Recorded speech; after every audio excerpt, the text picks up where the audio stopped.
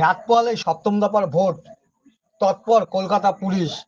Bidhannagar commissionerate Kolkata শহরে ঢোকার যে সমস্ত রাস্তাগুলো রয়েছে, অর্থাৎ জেলা থেকে যে সমস্ত রাস্তাগুলো কলকাতা শহরে ঢুকছে, সেই সমস্ত রাস্তাগুলোতে নজরদারি বাড়িয়েছে কলকাতা পুলিশ। রাতভর এই তল্লাশি চলবে, এমনটাই পুলিশ সূত্রে খবর। এই তল্লাশি চলাকালীন এখনো পর্যন্ত কোনো অবৈধ কিছু পাওয়া যায়নি বলেই পুলিশ সূত্রে খবর।